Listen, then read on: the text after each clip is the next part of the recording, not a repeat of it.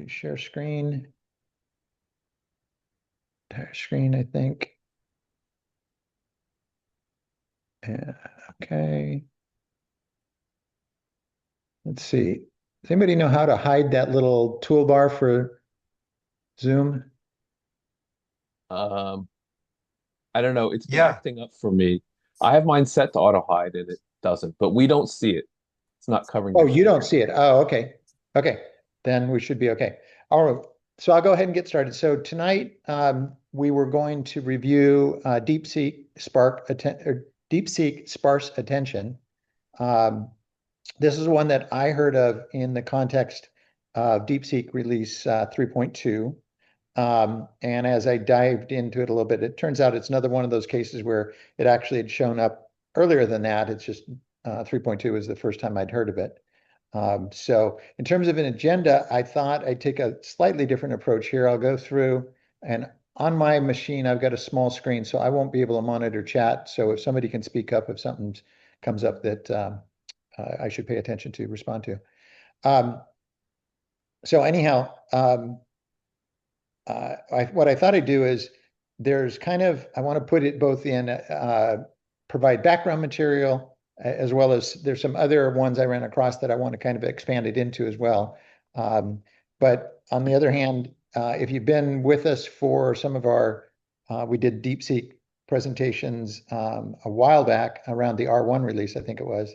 And we've done a bunch of attention and stuff like that in the past. I'll provide that history. If you already got that, we'll go through a real quick short version of what it is. And then I'll do the deep dive into the history of attention, what the different DeepSeek releases are, how they fit together. And then also there's this kimi MOBA thing that I ran across that I would going to try to fit in as well. That sound good? Okay. So here's the short version. Basically, DeepSeek sparse attention achieves this by adding this part that it's in green. So all this stuff, the rest of the stuff you see is all their multi-head latent attention architecture. And we'll go through that. If you're not familiar with it, we'll go through it afterwards. But the part that they added is this part in green. And that's all that they added. And it's basically trying to address, while the latent attention addressed the size of this KV cache growing order n squared, this one comes back and starts to address the computational side of it. So how do we reduce the computation side? MLA takes care of the size, and then DSA takes care of kind of the computation. What it does is it generates a set of query and keys. Now, these aren't the same queries and keys that are used by the rest of the model, MLA model. It uses those, runs them through a small model that includes a weighting of how to mix kind of the different keys, and tries to model essentially the output of the softmax that you get on the normal full multi-head attention, basically, the softmax from the multi-head attention. This is just a very small model implemented in FP8 and is trained to essentially trained to match. I think the loss function was like a KL divergence to the distribution from the multi-head attention. It's all the tokens are considered. It's just they're different keys and keys and queries, and they are all in FP8 8-bit. And that's kind of it. That's all they did. And I think the numbers were they were running like 90% faster or something like that. It depends, of course, on how many your top K is and stuff like that, but they're able to achieve comparable performance at a tenth of the attention computation cost. And here we Hey, got, Roger, can yeah, I add a quick comment before we leave that Yeah. diagram? So, normally when you do multi-head attention, whether it's the original multi-head or the latent attention, you have multiple heads per layer. Okay. Um, and in order to save a little bit on the KV cache, we do things where we do grouped query. Um, I'm sorry, yeah, grouped query attention. So that means that maybe you have four, or if you're pushing things a little bit, eight queries that share one key. Okay, so if you have 32 heads, then maybe you would have 32 queries and only four keys. All right. The the the thing about this lightning indexer is they're picking, top few. Few's not that few. It's like 2048. But if you had 32 heads, each picking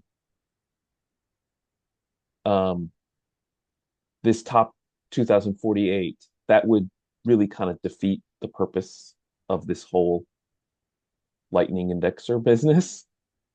So even though the architecture hasn't changed, one thing that does change on the left side of the diagram is that they now push it so that there is only one key shared across all query heads.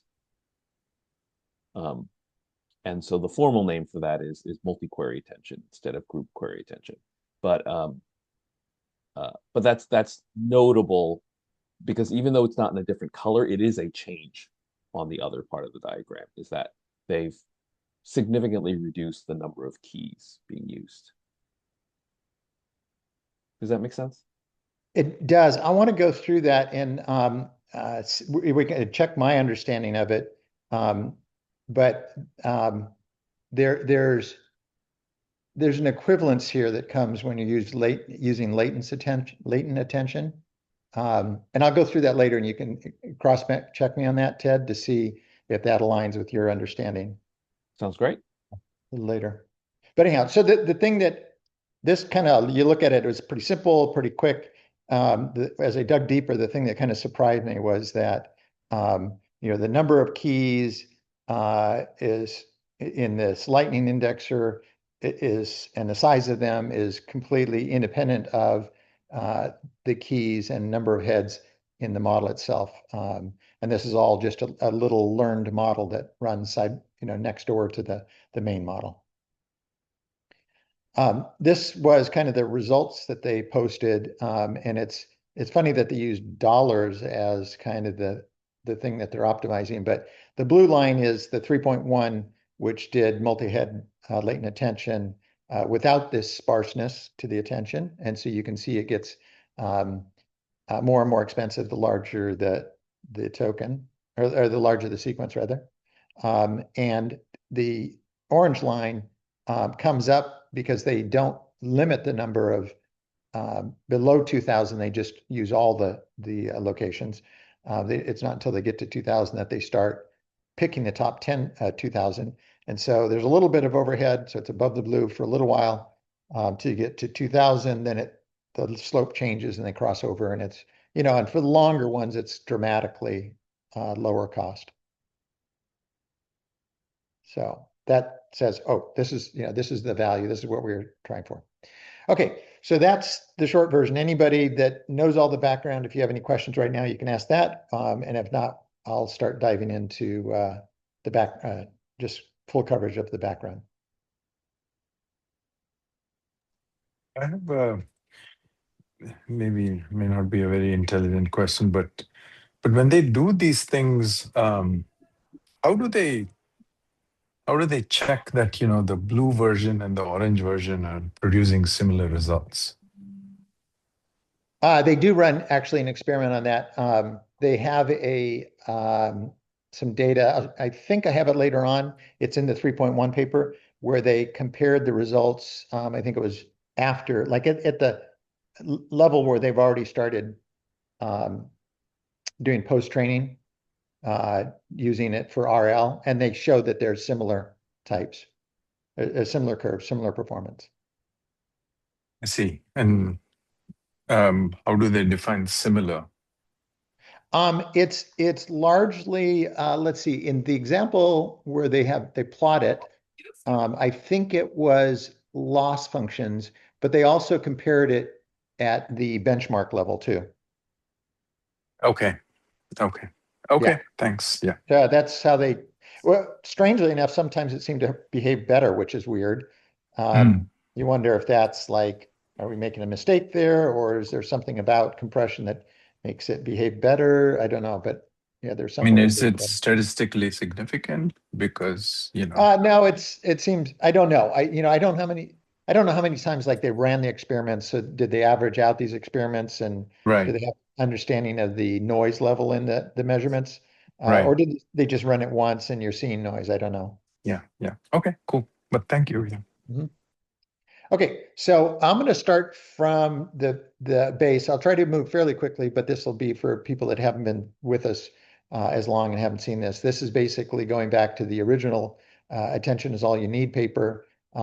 This is one where, again, it has two parts. There's the left-hand side is the encoder, right-hand side is decoder. Most of the models nowadays ignore the left-hand side.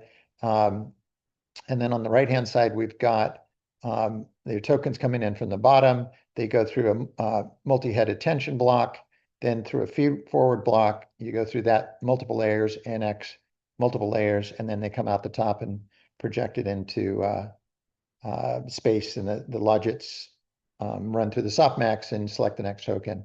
TED has done this. Oops. Okay, here's the deep. I kind of drill down on a few of those. So in the, let's see, masked multi-head attention, that shows up described here. The math for it is across the top. It's the softmax of query times keys.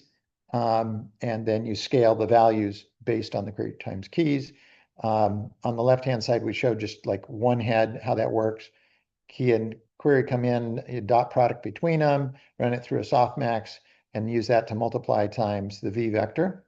I don't know if you can see that. And then in the case of a multi-head, you essentially from your hidden or residual space, you generate multiple keys, values, and queries. Each of one goes through a block like this. And then after you're done with each individually, they're concatenated together and projected, use a linear projection back into your hidden space. So that's what this equation down at the bottom is showing, just kind of using W0 to take the concatenation of each of the attentions to generate the latent space. This is Ted's re-rendering of this diagram that adds the clarity that really it's the residual stream that's important. So we kind of shift things around so you can see the residual stream flows straight through, and these attention blocks and feed-forward networks are off to the side. In this case, I'm depicting multiple of these is what we're doing when we're doing prefill, when you're putting your prompt in or any additional data that you have there. Note that each time you attend, like in this location, it will attend to all the keys and values to the left of it, whereas this one would only attend to the keys and values to the left of that, etc. And this center block is repeated multiple times. That's the prefill. When you're in decode or inference, normally you run through this prefill and you cache all of the keys and values that occurred here, and that's an important part of our story today. So you cache all of the keys and values so you don't have to recompute them every time. You are computing a new key and value and a query for the current location. And when you run the query in this location, it runs against the currently generated key and value and all of the previously cached keys and values. As these sequences get long and the models get large, this can get to be a lot of data per token and a lot of compute when you try to do the attention. And that's what we're addressing. So any questions on that? Nope, we've all seen this before. Compute bottleneck, memory bottleneck. I think we already covered that. just some numbers on this slide about the size kind of the memory that we're talking about. So here we're getting into the Deepseek releases. It's kind of centered around Deepseek when it first came on our radar was this R1 release, I think, is the one that kind of hit the press cycle. And this was, but when we dug into this last time, realized that, okay, you got some really cool performance out of this. It was matching 01 at the time. But if you look at the underlying technology, a lot of it actually had come before that. And we ended up studying, I think, Deepseek V2 more than R1, or certainly as much as R1, because that's where a lot of the core technology was. It turns out actually preceding this, I haven't actually read the Deepseek MOE paper, but Deepseek V2 included MOE used differently. They didn't invent a mixture of experts, but they used it differently. And Deepseek V2 primarily added this multi-head latent attention, which is this very large savings in the KV cache, being able to compress that KV cache.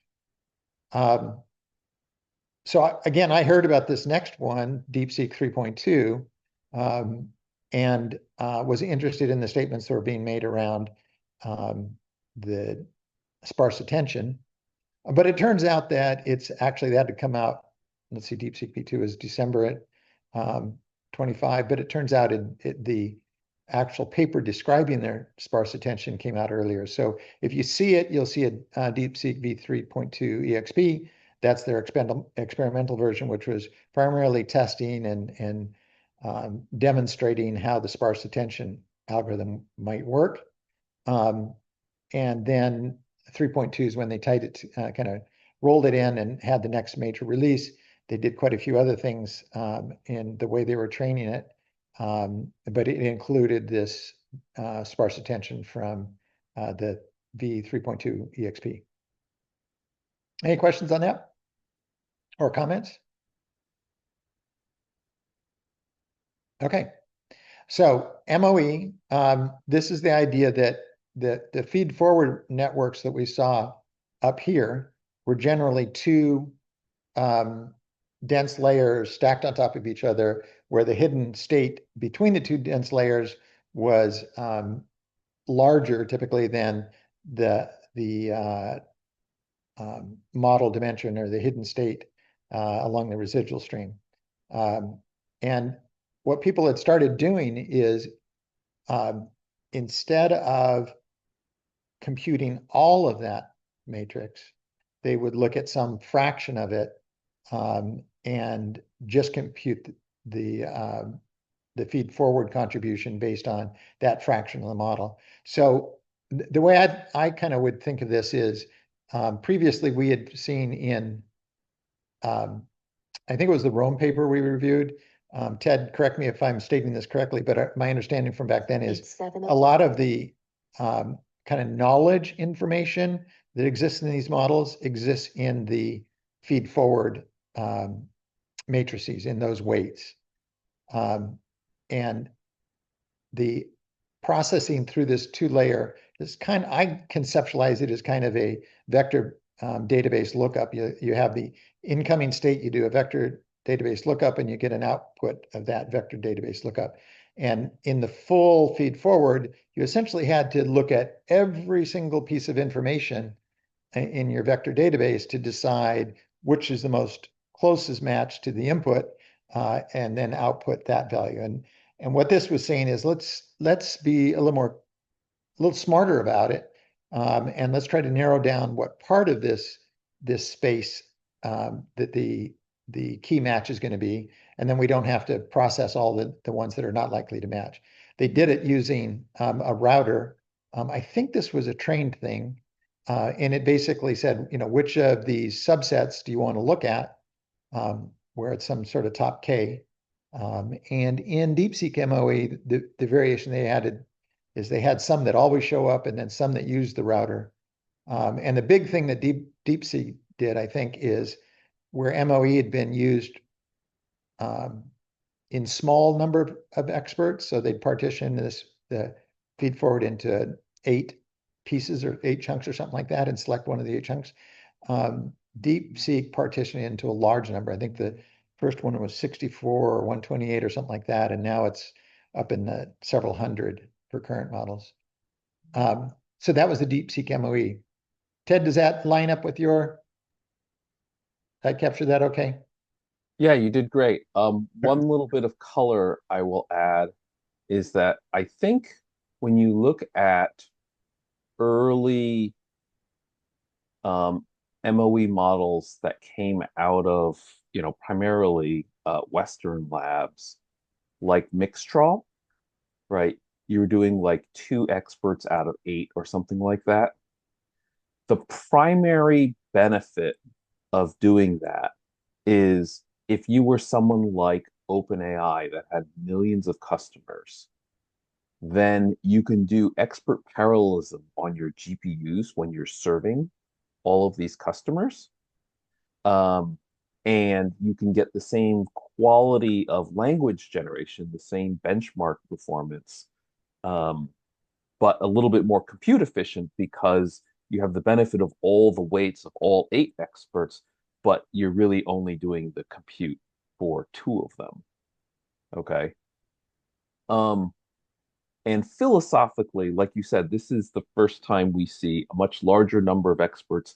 It's since gone up even more since the original DeepSeek MOA. Now it's pretty common to see 200 experts. Um, and philosophically, what's different here is that this MOE model with these very small, highly sparse experts is actually about squeezing more performance out of the model.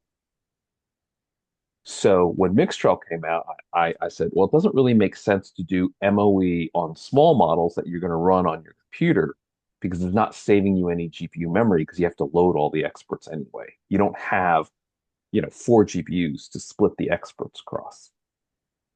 Um, but now we will actually start to see MOE models that are very small, that are designed to be run on consumer hardware because they will actually outperform. They won't have a smaller memory footprint, but they will outperform a dense model that just uses traditional MLPs with no experts. So it took me a while to realize that was not, it's not just a shift in the number of experts, it's a philosophical shift. Yeah, yeah. It ends up being a computational efficiency issue. Yeah. May I ask why is that? Why is it like better even on a small model? So the point is that when you're doing the forward pass on here, you first will send the input into this router. This is a very small matrix of some sort. And it decides based on what are the most likely places where this information exists. And by the way, when you were updating, it also directs where to put the information. So it kind of knows. And then what it'll do a top K. So rather than NR different computations, each one of these being a matrix of whatever your expert size is, instead of doing all these computations and then summing the output of all of them, instead you can just process your input through some smaller number of them. So it's R over N of the computation. It doesn't talk to all the experts. It only activates a few of the experts. Does that make sense, Uh, Terry? uh, well, I think yeah, I still think that reduce the cost. Um, but yeah, I'm more curious about the performance, like accuracy wise, because in MOE you will the parameter the number of parameters are smaller than a dense layer. So Actually, I mean, the number of parameters can be the same as a dense layer. And I don't think an MOE with the same number of parameters is going to be better than a using one that uses dense layer. But the point is, it doesn't, it's not the performance, meaning the accuracy doesn't drop very much. Oh, oh, okay, okay. So it's a I see. trade-off between accuracy and kind of compute load. Okay, okay. Okay? Yeah, yeah, okay. Thank you. Okay. Whoop. Okay. So in V2, they again reuse this DeepSeek MOE. So that addressed kind of the computational side of the feed-forward network, and they paid attention now to the attention layer. And this is where they introduced the latent attention, which is really a pretty cool thing. It's basically saying that, you know what, we have these keys and values, but um, uh, maybe we have too many dimensions there. We've got too much representation capacity there. And let's look at trying to effectively compress that. So they would take the key, conceptually, they take the keys and the values, and they project them down into a lower dimensional space when they store it. And then before they use it, they up project it back into the original head size and perform your attention using the original head size values. So that's conceptually what they did. So here, one thing I don't like about this diagram is it doesn't show kind of where the weights are that do the projection, but we take the hidden state and we project it into two latents. One is the query latent, and the other is the KV latent. KV being probably the most important. I think the query latent is most important during training. Is it during pre-fill as well? It might be during pre-fill, but certainly during training. KV is the one, though, during inference that's most important. And then when they go to do attention, they up project it back into its original size with multiple heads. Now there's a little trick here I'll come back to with the rope, but so they concatenate this, and then you've got this back reconstituted query, this reconstituted key, and you go through the normal multi-head attention. So now driving, and then I guess over here in the KV, they up project the values from this compressed state, up project the values, and that's the third element for the multi-head attention. So you have query, key, and value. Now the part that was a little tricky is that your queries and your keys need to have positional information. Rope is rotary position encoded. That's become kind of a standard mechanism that provides something with both high resolution but also high range. And it turned out that that wasn't compatible with this projection down into this compressed state. So what they ended up doing is separating it, and they have something where they reconstitute them, where they store them separately and then concatenate them together when they're reconstituting the full size queries and full size keys. And it's a little funny because it is actually stored in this KRT. They actually take and project the hidden state into a smaller positional information. So this contains just position information for the key, and it's no semantic information for that key. So it actually, you only need one of those, even though you have multiple heads. They're all in the same position. So they encode it and share it amongst all of the heads, rather. And when they do the reconstitution, the up projection, they up project the position information, up project the semantic information, and they get the full key value with positional information that they feed into the multi-head attention. And that's different than Ted, when we had talked about it before. I always thought this was just this could be just an index, a sequence location, but it looks like they, digging a little deeper, they actually have a small 64, I think, scalar, 64 scalar position embedding shared amongst all heads. Yeah, I've not had a chance to really dig in and see how they do these tiny little query and key things, there's a number of ways you could imagine that they could do it. Um, and it's not clear that the diagram uh, fully tells the story. You really just have to look at the source code, Yeah. see what they're doing. Yeah. Yeah, so a little bit of color here. So imagine that you have a KV cache and you're storing all the uh, keys and values, and you have a very repetitive set of text. You know, the Golden Gate Bridge was built in blah blah blah. The Golden Gate Bridge is however long. The Golden Gate Bridge was architected by. You keep saying the Golden Gate Bridge over and over and over again, but the first time you said it, it was, you know, at token position 2, and then the next sentence it was at token position 12, and the next sentence it was at token position 30. If you applied position to your keys, then the 3 times you said the Golden Gate Bridge, they would each have 3 different values because they got rotated by the rope embeddings. When you split out the rope part, then that means that you get the 3 Golden Gate Bridges being exactly identical each time that comes up. And so that makes it a whole lot easier to then just squeeze the semantic information into this smaller latent space that's used. So that's one of the key reasons why they don't want rope modifying each of the keys. There's actually another technical reason which you can't really tell from this diagram, but the second row from the bottom is the row with the latents.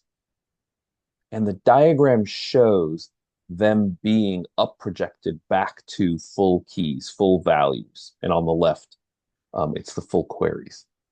Then what happens is these keys and values are multiplied by the queries, and then they go through attention and all this stuff. It turns out that you can write out the matrix multiply for all of this. Hey, Ted. And yeah, I think I know where you're going. The folding the up projection into the yes. matrix, and well, I actually have slides on that, so we can go through Okay, that. great. So Yeah. I'll wait. Sorry. Yeah. Yeah. Yeah. So the one other thing I noticed, cache during the slash is what we save, what we cache during inference, and that would be just this compressed representation, what they call latent representation, and this this data, rotational data associated with it, with the key. Okay. Any other questions on that? Okay. Let's see, what do I got next?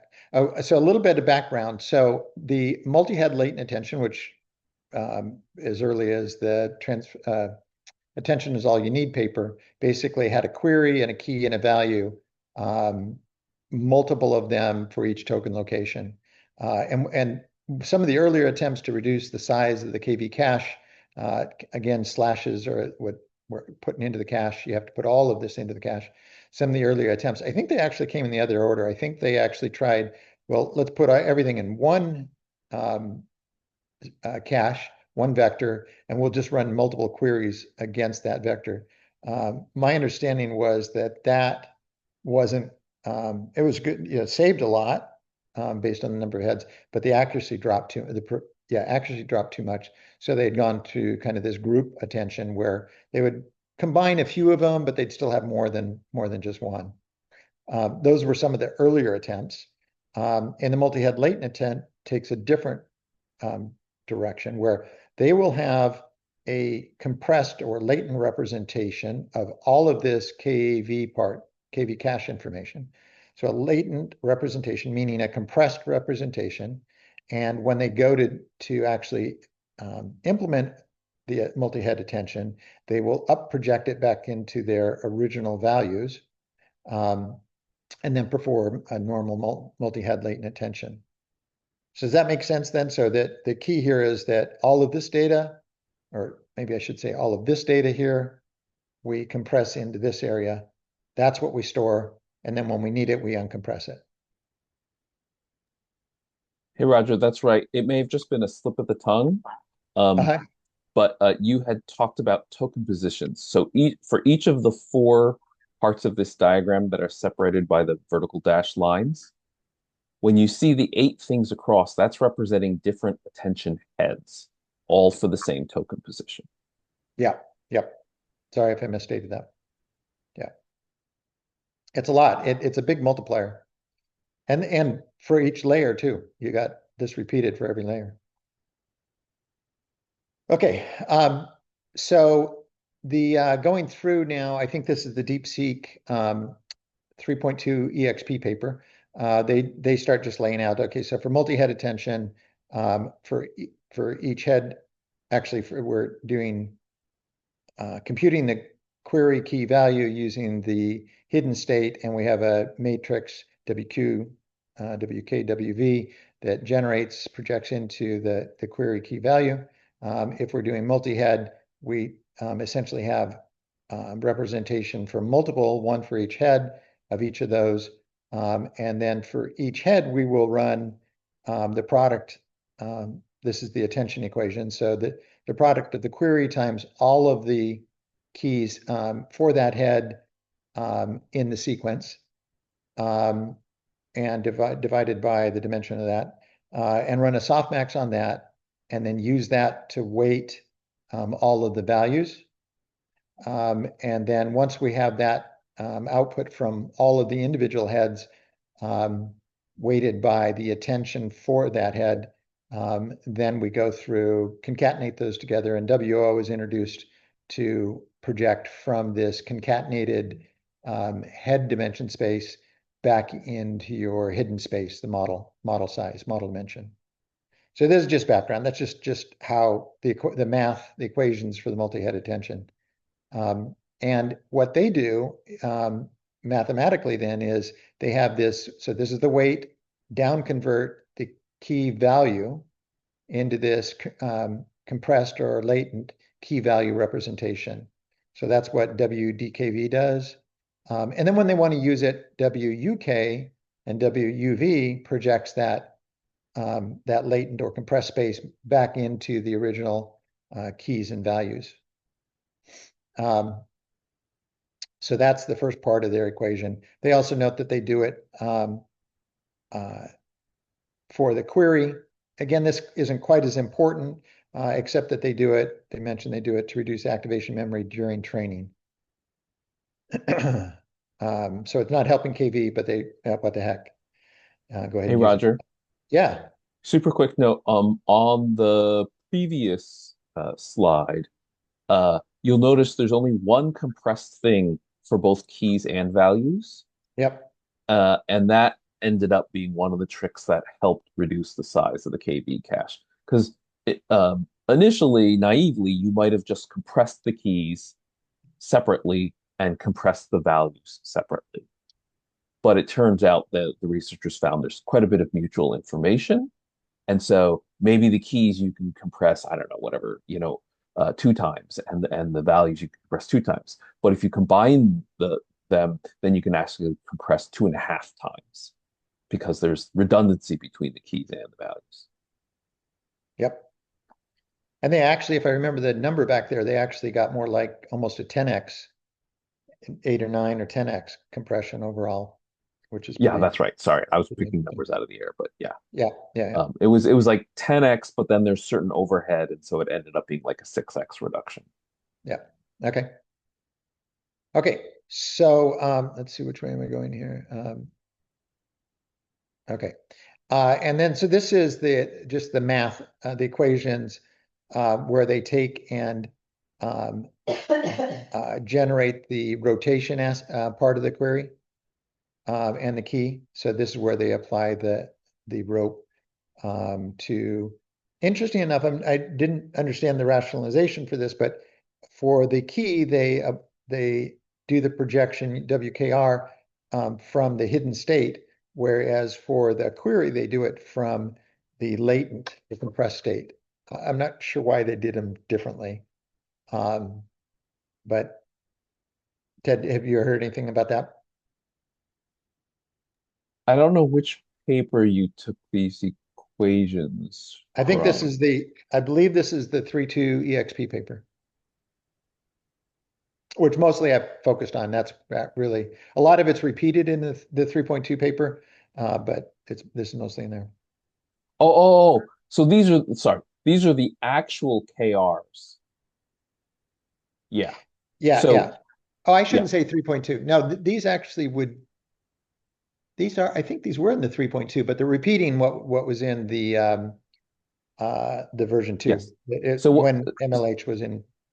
So from the visual diagram that you were showing earlier, there were these tiny little vectors that were okay, yeah. These Near the guys. middle, that's Yeah. the Q rope, the capital superscript R, Yep. and the key rope. And I think the only reason to take them from the hidden representation H instead of from the latent representation C is because you can parallelize it. And if you took it from C, then you'd have to do it sequentially.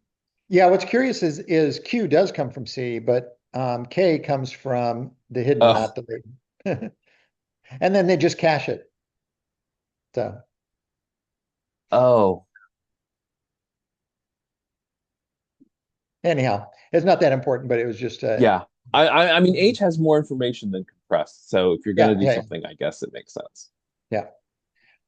Anyhow, so then they concatenate the semantic side, the contextual side with the positional information, and then just run. So that's KTI in here. This is our standard softmax for one head.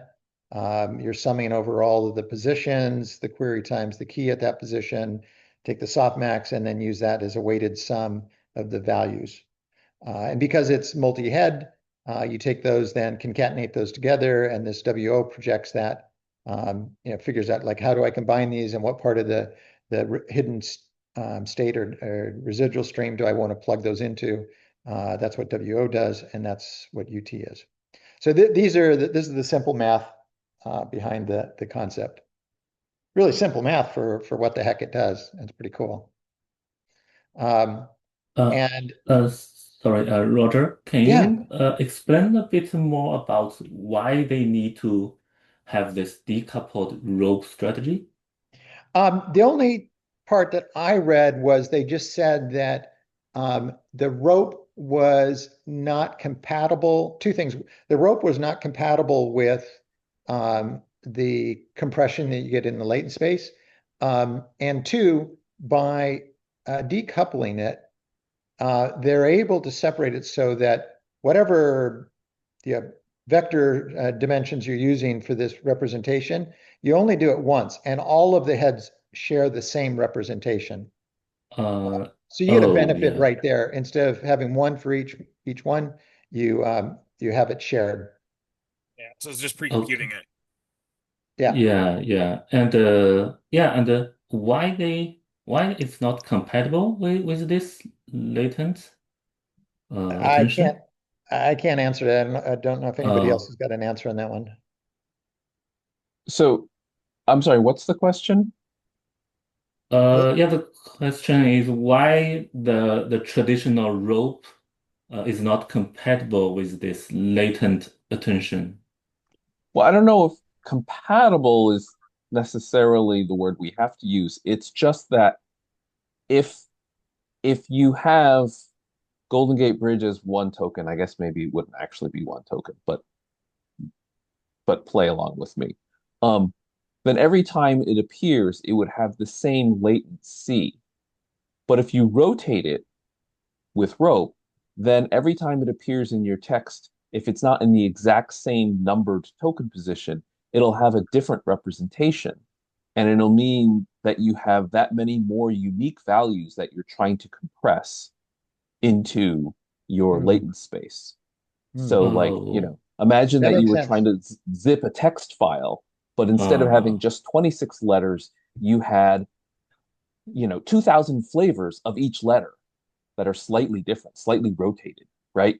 You have the A mm, that's tilted 3 degrees to the left and the A that's tilted 5 degrees to the right. I mean, I know that's kind of a nonsense analogy, But if you had 2,000 different versions of A and 2,000 different versions of B, it would be much harder for zip to compress your text document. Um, and so what you want to do is you want to have only the 26 letters that you need to actually compress. And so you want to have as few concepts as possible that you're compressing into this space and not multiplying it by adding the rotations. Yeah, That yeah, was got it. very Got it. helpful, Ted. Thank you. Thank you. Thank you. Yeah. Now it turns out there's also this other trick, and I cannot remember. I'm sorry, I'm blanking on the exact um, um, the math formulas.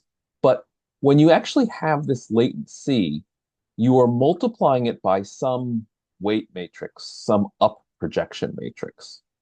Okay. In order to get the sort of full length keys that you see up in the sort of third row from the bottom. Okay. Um, and then ultimately the concatenation with the R part, you can deal with concatenation in a special way, whatever. But what ends up happening is there is a way in which if you write out the formula, so you have the keys matrix multiplied by the query matrix, and you also have these up projection matrices.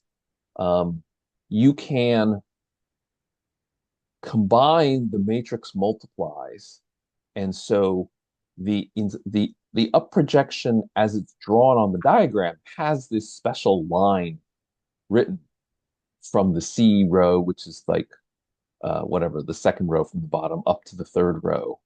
But in fact, the way you actually write it out in code, you don't actually do that matrix multiply. You just symbolically do that multiply and you carry it around further up. And then later on, you actually do the matrix multiply. But then it turns out that there's two weight matrices that will be right next to each other. And because matrix multiply is associative, you can actually multiply the two weight matrices in advance and store them instead of doing it on the fly. Okay. So Ted, we're gonna drive that in a couple more slides. Oh, that is coming. Okay, sorry. Yeah. Yeah. I saw yeah. I saw the slides you had and I thought maybe that was already okay. I keep Yeah, I keep trying to jump in with this. No, you'd mentioned this before, and I always was kind of curious. So, what does that mean, really, numerically? And yeah, so I went through it. Okay, I was Claude and worried I that the actually went slide through you just showed was as far as we're gonna get. All right, let's No, do no. it because yes, this is the part I can never remember the exact formula. Okay. Whoops, I'm going the wrong way.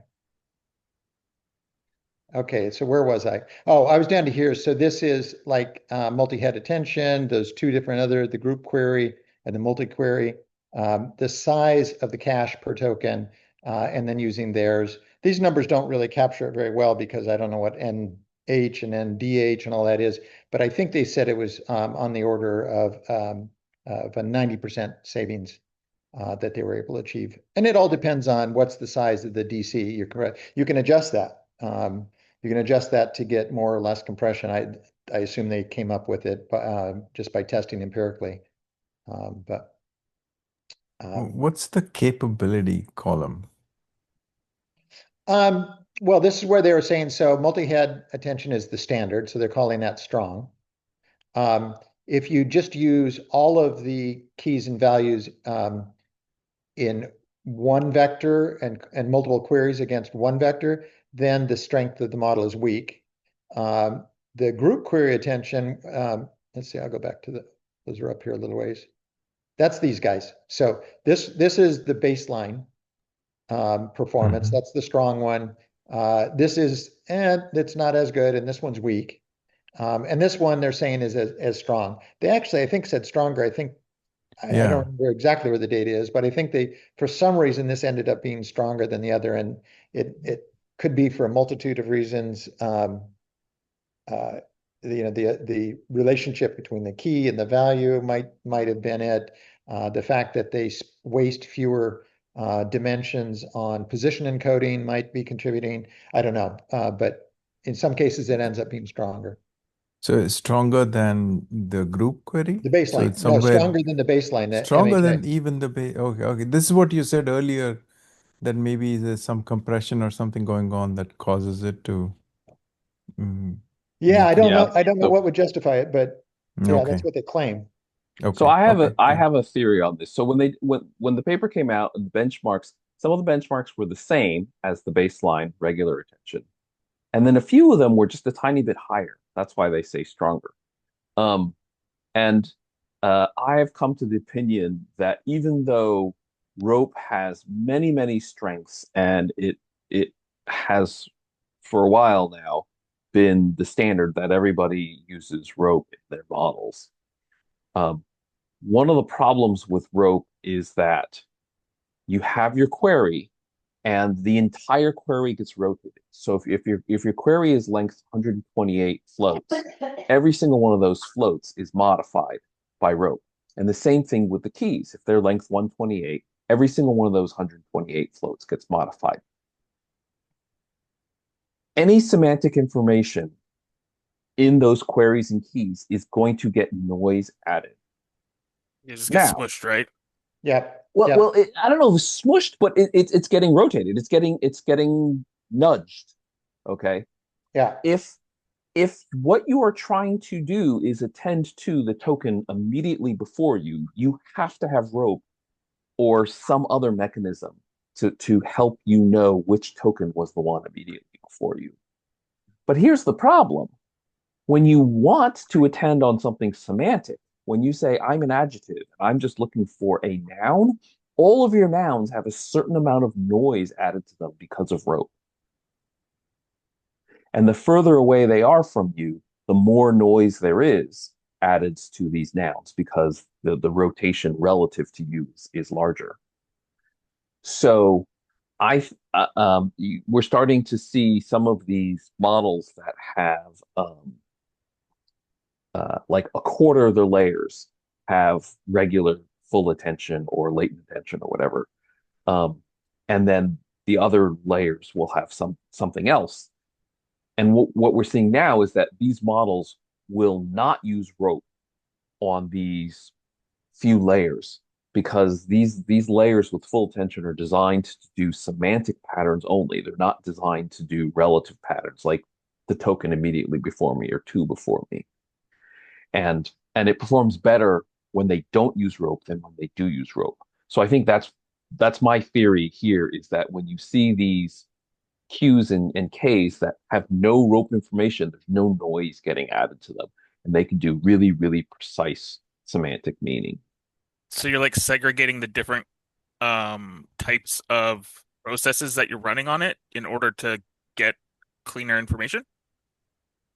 Yeah, you're really segmenting whether you want to use the KR part if you want to do relative attention patterns, and you're using the main KC part if you want to do a semantic pattern. In these newer models like Kimi Linear and Roger, I apologize if I keep jumping ahead on things that you have slides coming up. Instead of breaking it out here within this diagram, they just simply say, no, layers 1, 2, and 3 are only going to do positional stuff, and layer 4 is only going to do semantic stuff. So the entire layer, instead of doing it, within this diagram here with these different vectors, they're like, no, we'll just reserve one layer for semantic stuff, and we'll let all the other layers do what they want to do.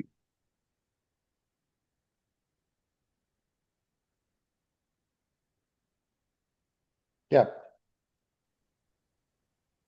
Thanks. I mean, that Also, makes complete sense to me. Jaina? yeah, also the equation that you were talking about, like why uh the K's get the H and the Q's get the C's, that's shown here too, right? Yes. Yep. In this diagram, yeah. Okay. Yeah. I don't understand the rationale. I actually, since we've been down kind of this path with rope, the other one that, that I was not was questioning is why does this have to be like a vector? Why can't it just be a position, and you can generate your entire rope just by knowing your sequence position? And when I asked Claude about it, so I don't know if Claude's going to make sense or not here, but when I asked Claude about it, it said that the justification was that some queries want to be more position specific and some want to be less position specific. Ted, which is similar to what you just articulated. In a way, in my mind, it seemed like that would have made more sense to like always tag the key with the exact position in a way that's separate, so it doesn't add noise to the semantic component of the key, but modify the query rope so that you decide how selective a query wants to be based on the type of query. So it might be an interesting experiment to kind of just reverse these two. Do you really need it to be on both sides or not? But Yeah, like I'm having trouble thinking of a great example, but the only thing I came up with is if you have something like, um, the person Ken Griffey Jr. or whatever, right? Like it's possible that somehow when you have Junior, it wants to attend. There's a particular pattern where it wants to tend to the token before it in order to sort of modify the semantic meaning. yep. But you don't necessarily apply that same pattern if the word is something else, if the word is, tomato. Yeah, yeah, yeah. Just you can see where sometimes attention would be more selective or less selective, more broadly selective Yeah. or less. Yeah. Yes. So, So as but a rule of thumb, what we're seeing now is any more gating is good, yeah, right? So MLPs are now gated. There's new gated attention layers. And so effectively, you could have a hard-coded key that just says, I'm the 30th token in the yeah, sequence. exactly. Yeah, By deriving it from H, you're now saying, I'm gating it based on the contents of H. yeah, yeah. The question I was posing is, does that really need to be in the K or could just be in the query? But that's just a personal question. So I don't want Oh, to. well, it has to be both if you're doing rope because it's the relative distance between the Q and the K rotations that Oh, rope yeah. tells you what's They going on. both, yeah, they both have to have a rope position encoding, but the argument was being made that you can make it more or less selective. Like, do you pay attention to just the high frequency stuff that says it's close, or do you pay attention to just the low frequency stuff that says it's further away? Those make sense to me, um, but I don't understand why they have to be in both. But Oh anyhow, let yeah, me. yeah, yeah. I mean, my made-up example from before would be, well, actually, yeah, I um, where I said like, you have a person's name and then followed by junior, right? Yeah, If you have gating on the query, then you can say for junior, I'm going to do this immediately before token. Um, but if it's other words like tomato, I'm not going to do that. right. Yeah, Hypothetically, if you have gating on the key, you can say even for the word junior, if the immediately preceding word was a name, then the key gets full strength. But if the immediately preceding word was, I don't know what else is mm, blank yeah, junior, um, high school junior, right? If the preceding word is school, then the key doesn't actually, it gets gated down towards zero. I see what you're saying. Yeah, yeah, College junior, high school junior, the key yeah. gets gated down. But if it's a name, if it's John Smith or Ken Griffey or whoever, then it gets, I don't know, but that would be the kind of options if you have querying key gating. Yep. Yep. Makes sense. Okay. Now we get to Ted's favorite part, which is where we fold in or absorb these matrices to make it more efficient. So these are back to the original equations where we take the hidden state and we down convert it into using WDKV to a compressed state or latent space. And then when we want to use the key and value, then we use the UV and UK to up convert it, and likewise for the query. And the absorption occurs in this. So this S is that part inside of the softmax. That's what this is. And it just expands it out. It would look like this with the upconvert. And then we use the little transposition rule to combine these two, which my buddy called WKQ, or QK rather. And then substituting that back in now, if you look at the Q bar as being those combined ones, that is now essentially what the part of the softmax is. So we essentially combined the up convert, or the up project for the key and the query together, so that the actual expression, what's inside of the expression, is the query vector times a kind of an unmodified compressed state KV. So you're able to do attention without the up projection by embedding it into what the query vector is. So Do you have another slide, or can I jump in now? This is the slide. I'll show you one more piece, which is, so the full attention looks like this now. So we have this special query, and we just have the compressed or latent space. And then on the output, this is where I did the last piece. The output, they actually are able to move these. Oh, did it not shift it over? Sorry, I thought it shifted over. These guys get combined. So you essentially do the softmax or the attention in the latent space, and then you project after you've done the sum of all of these, the softmax in the latent space. After you've done that sum, then you up project that component into the output space, and then WO is what projects it back into the hidden space. That's it. Which one of those did you want to go to? Okay, I think it's about 2 back, where you show the, yeah, okay. So there's a couple places where we could apply rope, okay? So one of the places we could apply rope is before we compress it. And then I gave that explanation of like having 2,000 different of the letter A and the letter B. And that's why you don't want to do it before you compress it, okay?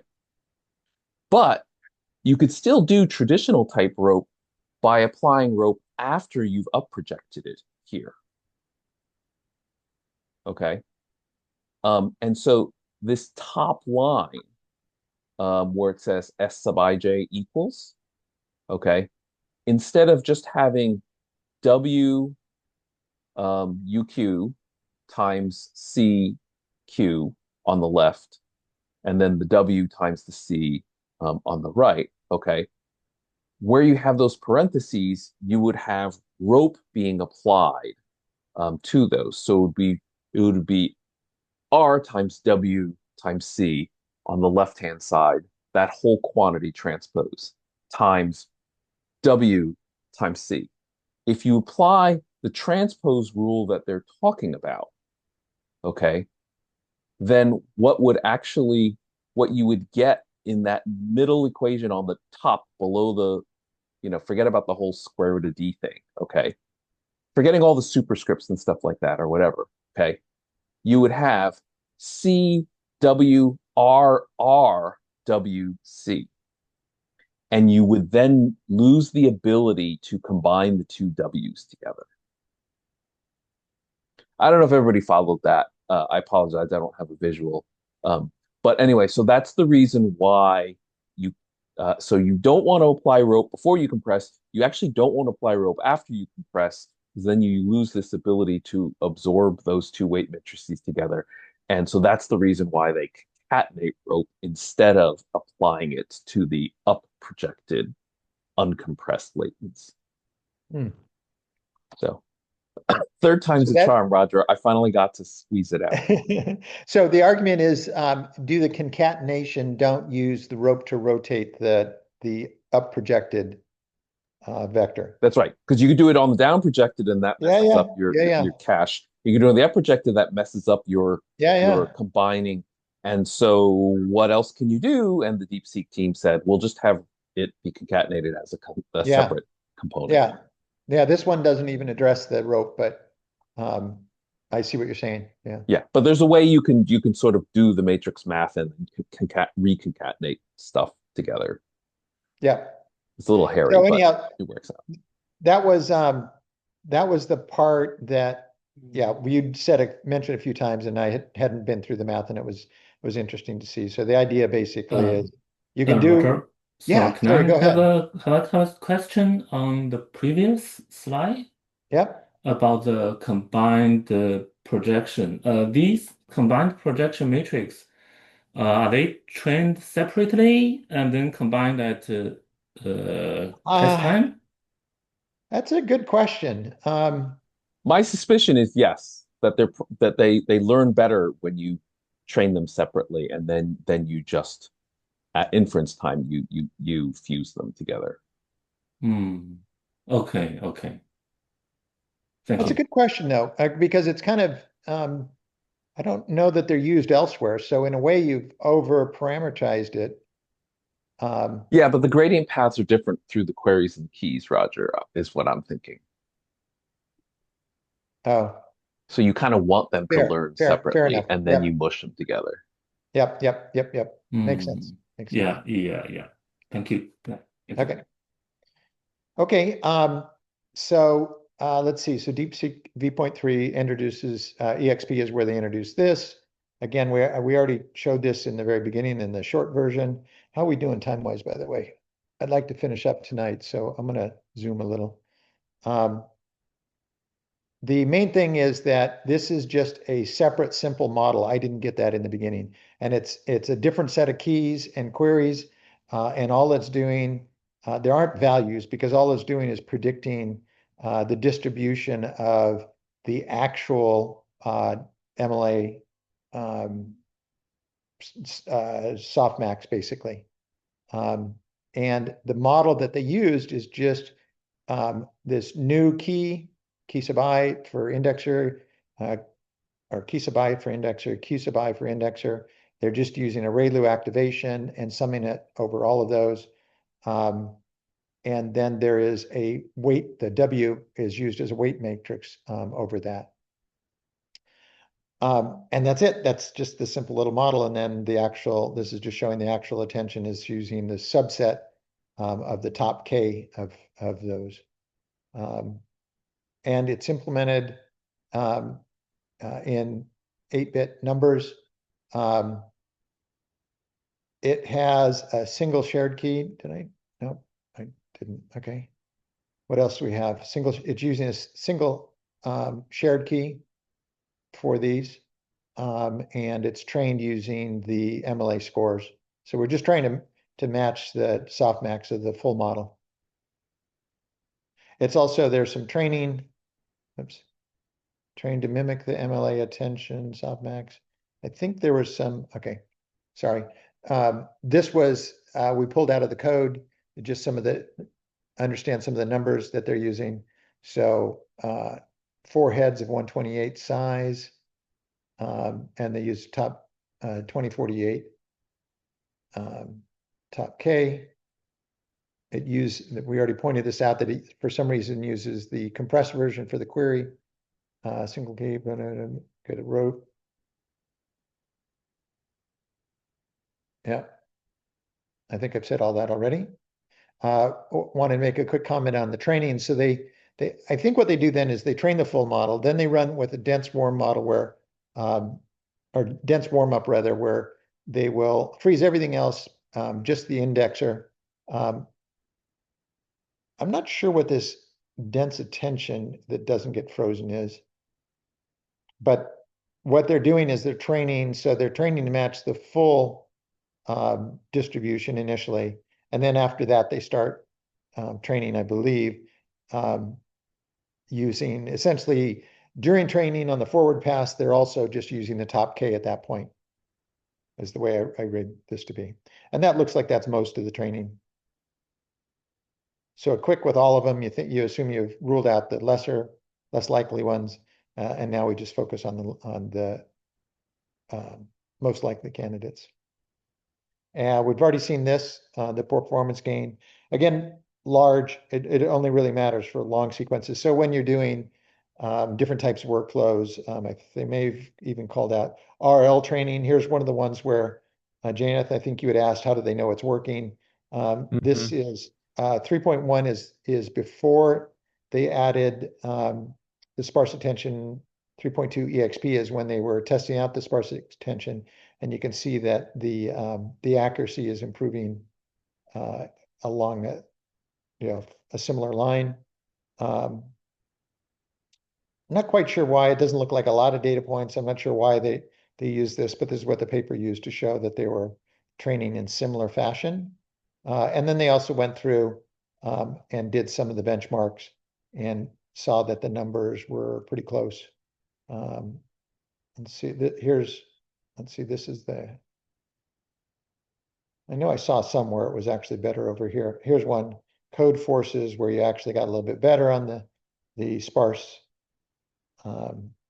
browse camp. I don't know why agentic tool use. I don't know why. Maybe the fact that we know if you have really long sequences, you start to lose some of your ability to isolate information. So maybe working with shorter sequences allows you to, as long as you get the right one in a shorter sequence, maybe it's a better result. There's another couple that all these down here were better in agentic tool use. That's interesting. And some of those did worse as well, but yeah. Yeah. So it's plus and minus a bit, but it's in the neighborhood, I guess, was more the point. Yep. This one is one that threw me for a bit because I didn't quite understand this. We implement DSA based on MQA mode of MLA.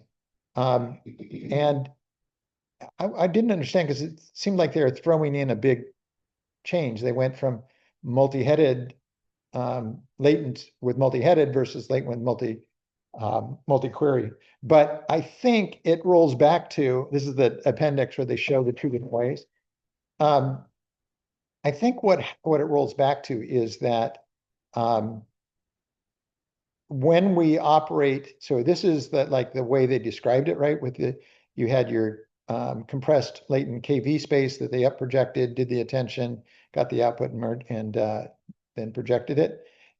In this case, they show it as the latent space feeding straight into the multi-query. And then you have an extra little transformation on the way out, this up project. So I think what it's showing is that in this case, they up projected before doing the attention. In this case, they did that exercise that Ted really likes that we just walked through, where we do the attention in the compressed space and only up project after you've summed all of the weighted values. And when you do it like that, you can essentially think of it as this is the single value that we're in MQA, you only have one key that you're querying against, right? One key, one value. This is the one key and value that we're querying against. We may have multiple queries that we send against it, but it's just one value. And so all of the internal workflows match the MQA.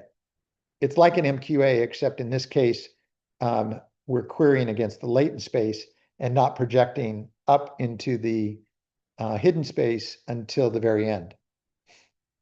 Does that make sense? I found this part confusing, and also partly I think that their use of the English language, there was a little bit lost in translation. But all of this stems from, I put a comment in the chat that you might not have had a chance to read since you're presenting. All of this stems from the fact that they didn't train 3.2 from scratch. They said, we're going to fine tune 3.1 and turn it into 3.2. But it's pretty wild, in my opinion, to say we're going to take a model with a different physical architecture and fine tune it from a base that actually has a different attention mechanism. That's Normally I would say, and that threw me, and normally I would say that true, except if I told you that these two graphs are numerically equivalent, then it makes more sense. They are essentially the absorbing of these up projection matrices into the query matrices weights.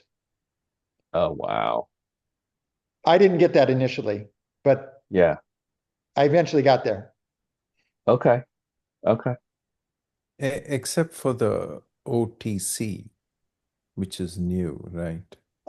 No, that actually is part of the projection. What they do is you could create a different vector, WO vector that included this, but it ends up just being larger.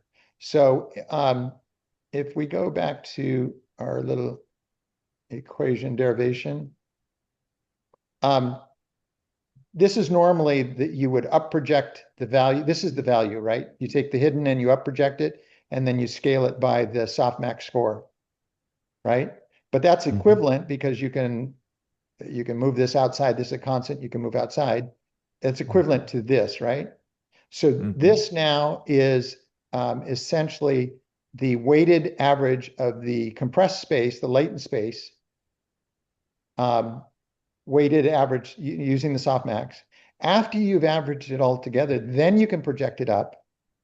And once you projected it up, then you also have to do the original WO, which is different dimensions. It's the one that takes all of these head dimensions and squishes them down into the hidden space or model dimension. You could combine these two if you wanted, but it ends up not being numerically advantageous. It's more computation. You end up with a block diagonal matrix. So it's better to just do it in two steps. Do the up project after you've done the weighted sum. Here, this would be the weighted sum, this guy. After you've done the weighted sum of the latent space, then up project it into value, and then use this guy to mix them all. Yes, I was more thinking in terms of what Ted was saying, that it's a fine tuning. You know, it's almost like it's a continuous training. jigsaw. Yeah, it's almost like okay. It's almost But like I'm saying a they're the jigsaw same puzzle. thing. It's the same model. I'm saying don't think of it as Right. two different models. It sounds like multi-head and multi-query, but it's actually the exact same thing because of this Right. latent So space. okay. Because one way I was looking at it is like it's like a little bit of a jigsaw puzzle, right? So they have just moved things around from the left and then made the right one. And the only thing that looked different was the OTC, where And it's that turns out to not be the same. broken Yeah. up. Yeah, Yeah. got it. Yeah, okay. That's Yeah, really actually, cool, if you look Roger. at, I Thanks. hadn't noticed this before, but if you look at it, there's on, oops, dang it. If you look at it over here, there's a blue one that moves to here to the query side, gets rolled into the query side, and there's an orange one that gets rolled over to the output side. Gotcha. Yeah, but it is just that they are numerically equivalent. Prove it for Okay. yourselves. All right. So because of this numerical equivalence, there is this funky phenomenon that you can see it on the right-hand diagram here. There is only one compressed KV. That's that thing furthest to the right, near the bottom. Yep. Okay. But when you actually calculate attention, each head has a unique key value. Yep. Because the up projection matrices are different for each head, even though they shared the same latent. So that was kind of like, oh, that's cool. But now that you're saying that they're all mathematically equivalent, then it makes sense why that would be the case. Yeah.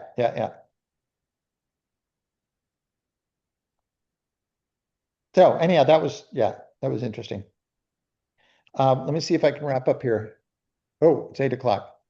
Dang it. Okay. What the 3.2 paper included some other things. Sparse attention was the one that I was interested in and explored, but it also did some training things that I didn't really dive into, reinforcement learning framework and agentic task synthesis. I think I will just stop here and maybe save this other for a shorter presentation later. There were some of the other KV cache approaches that I dived into. This was one in particular that Kimi uses. And it does something that has a similar type of router where it only pays attention to certain parts of the history. Yeah, I don't know if this is a full slide or not. And then also I wanted to say, this triggered a thought for me of an experiment using VLM, using a sparse attention using VLM, same type of concept, but using more of the MOBA approach, if anybody's interested in an experiment. I don't know. What do you think, guys? Do you want to go another 5 or 10 minutes, or do you want to stop here? If you can do it in 5, I'd say maybe go for it. Yeah, I'm fine with it. Okay, I'll run a little bit long then. So this was one, Kimi uses a mixture of block attention, which kind of caught my eye because I like the mixture of experts as being a more efficient way to do the same thing. And so applying that type of same methodology kind of sounded right to me. And they use it's a parameterless mechanism, which is kind of cool. They also seamlessly transition between full and sparse. That's interesting. So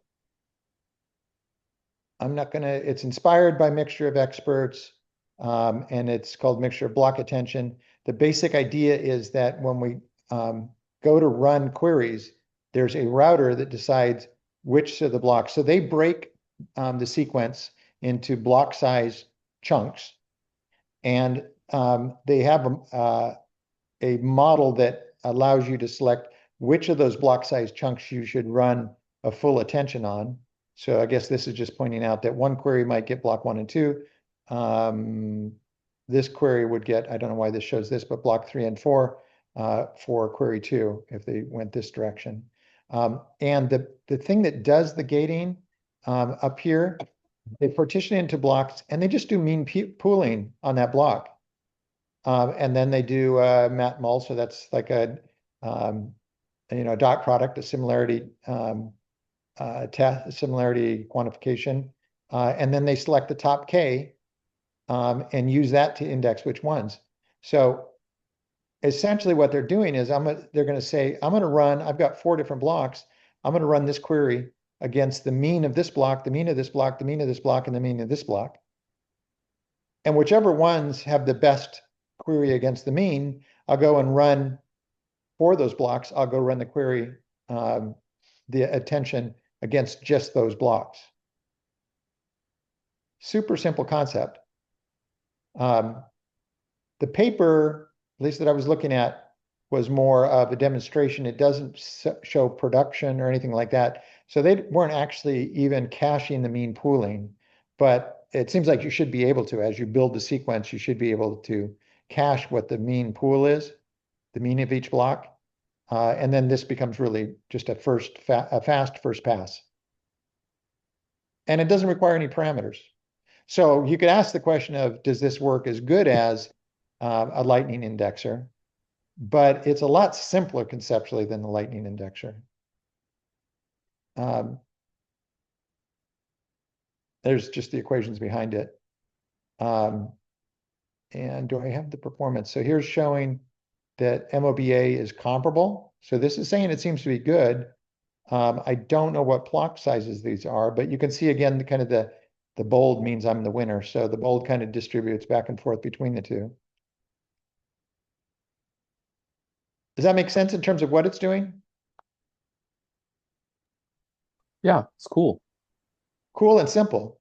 So the last 2 minutes of the 5 minutes I was thinking VLLM already breaks things into these blocks. It already has that, and it already knows about loading parts of the blocks.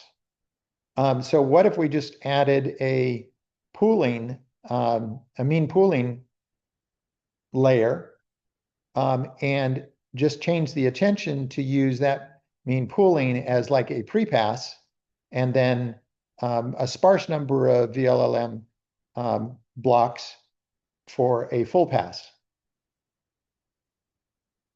And that should make basically anybody that's using the attention should be able to work sparse.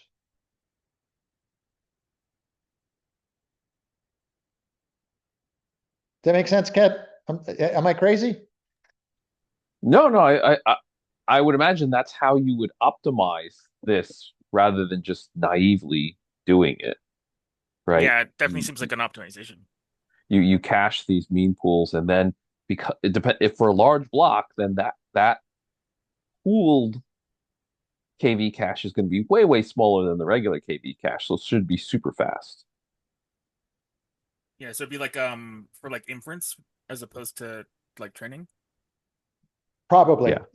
Yeah. I mean, otherwise you'd have to like artificially do they did the first stage of training where they did everything, and the second stage of training where you trained with the sparse attention. You could maybe do something like that if you wanted, but So I have this anyhow. wacky idea that I've been thinking about, Roger. Uh-huh. Um, uh, if you got a really long context, Yeah. okay, then you would imagine that even these means of the blocks, eventually that KV cache gets a little bit bigger, Yep. right? So what if you could organize a hierarchy of these things, basically kind of like a binary tree, Yep. and you just sort of walk your way down this tree. Um, and now I don't think you can use means. I think you have to use some sort of learned thing, so you do need to have some weights. Okay. But to make it really fast, um, make it truly a binary search where only one block comes out at the end. Okay. Because, right, if you have to try to keep track of multiple blocks, whatever, I think it's slow. But if you're just doing a binary search, you're just finding, your way. So at every split, you just have to decide which branch am I going to take. So then the height of the tree is log n. Do you know if one Uh, is the right answer though? Do you no, always want no, to I think you might need more than one. But so Yeah. what you can do is you just implement, if you want 8 blocks, you just implement 8 parallel trees rather than doing 8-way block selection from this thing.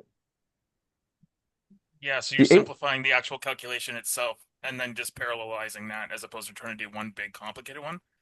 right. So basically, if you try to pick the 8 best blocks that you are doing accurately and completely, but it requires that you scan and evaluate sort of every single thing in order to compare and then pick the top 8. Okay. But if instead you have a learned algorithm that just walks down this tree and it's just picking the one best for some criteria A, and then the second tree is picking the one best for some criteria B, and so on and so forth. And they might even happen to pick the same block for all I know. You could train like a mini model that like trains on the topology of the tree to be able to pick the most efficient routes.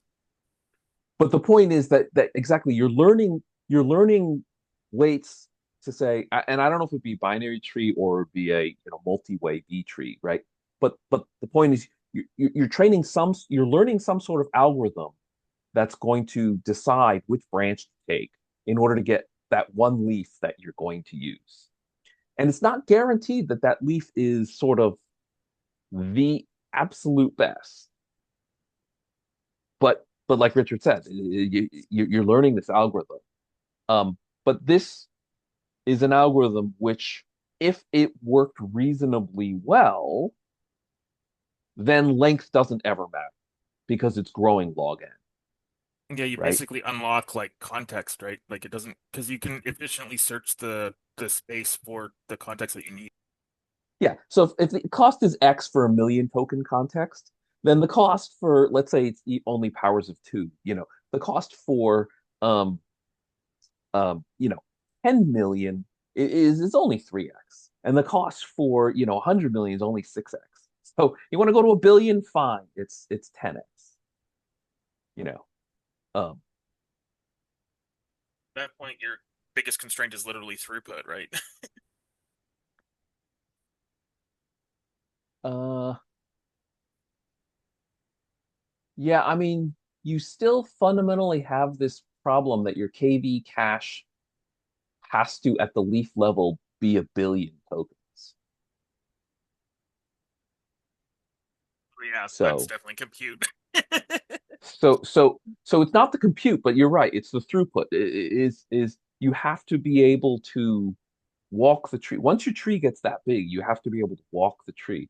So I think there's some other things that And you it's need to have, but Ted, I'm not sure if with a GPU, binary tree is kind of a simple fundamental tree, but I don't know what you call a tree that has 128 branches at each node, but you may be able to evaluate 128 branches as fast as 2 branches. yeah, that's just called a Like a B tree. B tree. Yeah. Yeah, letter Yeah. B instead of binary. And so yes, and so that's actually what relational databases use is B trees. They're not two-way splits. They're, like you say, 128-way splits, Right. things like that. Right. So you can get down, but it still is the problem that at the leaf level, you still are storing everything. And so if you go to 100 million or billion, you still have a billion things in your KV cache that you somehow need to be able to access. So even if your tree height was But only 3, you still need, after it says, oh, take the 100th branch down, you then need to be able to access that node that's the 100th branch. But you might be able to, if you think of kind of virtual memory as a model, you might be able to, there's going to be some leaves that are not hot at all, that could actually be swapped out. You could Mo- you could use Most, something similar to the router too, like for the attention mechanism that like you have like a mixture of memory experts or something where there's certain module or certain branches of the KB cache that get you have like a model that is trained to route it to the correct one. So then you don't need to have the whole thing in context. Yeah. I think yeah, you're I right, guess what I Roger. was thinking is, I think I you're was right. thinking, I think the most likely pattern that you will learn is that very recent tokens get attended to a lot. And and the odds of you attending to this block that's 99 million tokens ago are infinitesimally small. And so you can unless have it's, them on slow memory. And if you ever really, really do decide you want it, it's there. It'll be a little yeah, slower, but you can just cache and optimize for the most frequently used yeah. blocks.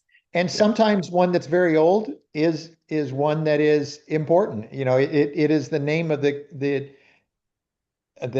key player in the novel or whatever. Right. It's Right. there, And you there can are, do needle in the haystack and it will right. work, but it's just It'd be slow, yeah.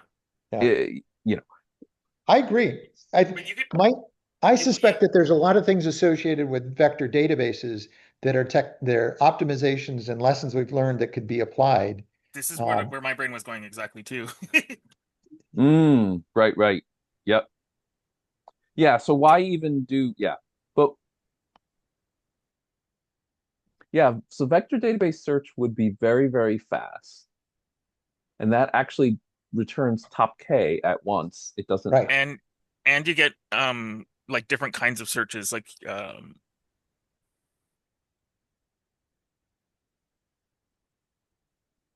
I'm not sure if actually if vector database search is fast on the GPU timescale. Maybe it's only fast on the human timescale. Well, it's because we don't have it implemented in GPU. I just, who wants to be the first one to do that? I mean, I could implement a vector database on a CPU where every time you give me one query, I dot product it with every key that I have in my database, and then I'll return a weighted sum of values. I could implement that on CPU. And it'd be very, very slow compared to vector databases that are out there. But it's essentially equivalent to what we were doing before MOE. MOE then started doing some of the vector databases types of things, which says, don't go through all of it, partition your database up and go to the part of the database that you want. That's kind of the way I think of the MOE. Right.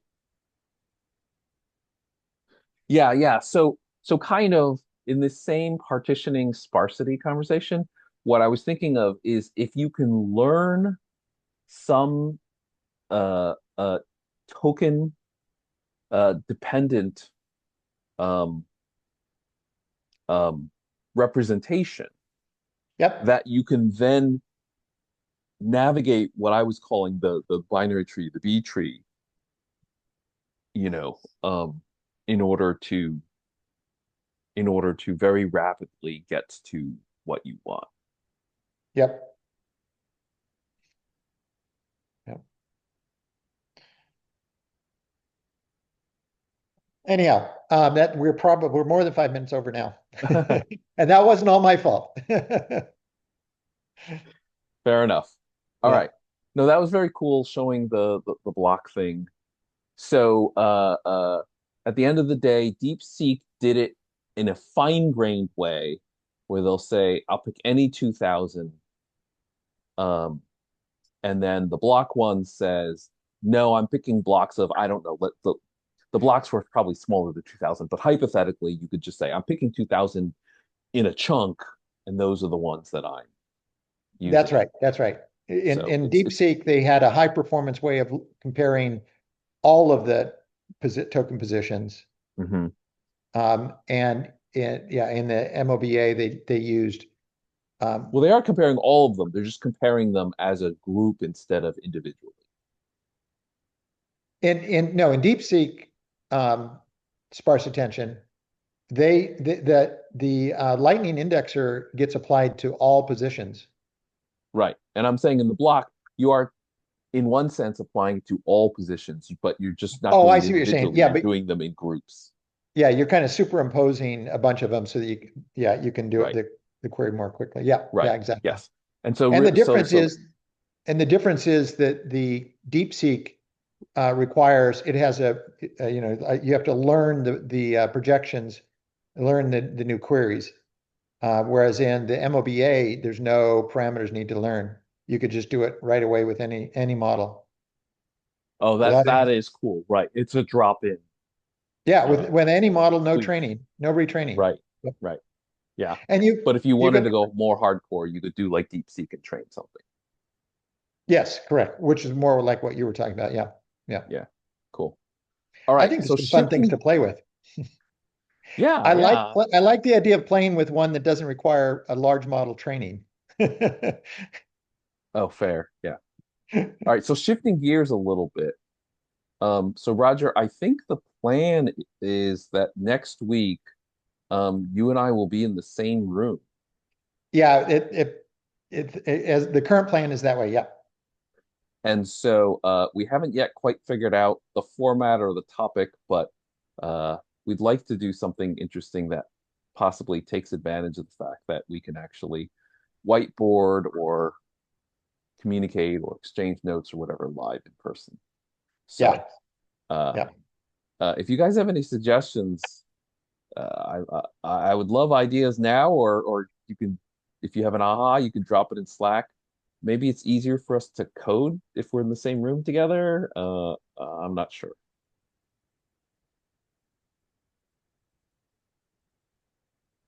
So we don't have a topic we're announcing, but it's going to be obviously similarly themed. We just need to figure out the details. Yeah. I'm too wrapped up in my own stuff to come up with another topic. Yeah. And if we can't think of anything, then we'll just have to do a standard topic. One of the things that I've been looking at is these diffusion language models and the progression from LADA 1.0 to 2.0 to 2.1 came out at the beginning of the week. And there's a couple papers, I think DLM and also a you- lot of 2.0. You know how here they turned V 3.1 into V 3.2, although Roger, you're saying it wasn't as interesting. There was a mathematical equivalence. But these papers are taking a pre-trained autoregressive LLM and converting it to a diffusion language model. Oh, cool. Uh, and so you're taking advantage of most of the Huh. pre-training. So it has like the latent like knowledge or like the this basically Yeah. all the information stored in its like latent space but then it can use diffusion to like generate stuff. Right. And so diffusion may have some warts and the conversion may have some warts, but let's just say, for example, the original model was not that big and it was trained on 100 billion tokens. You can do this conversion with maybe, I don't know, 100 million instead of 100 billion tokens and have a model that's as good as a regular, LLM that was trained on 90 billion tokens, let's say, Whoa. Yeah, that sounds awesome. right? Interesting. So, and in theory, you could just train the diffusion model on 100 billion tokens and you'd get that same performance, right? But it sure is nice not to have to actually do that.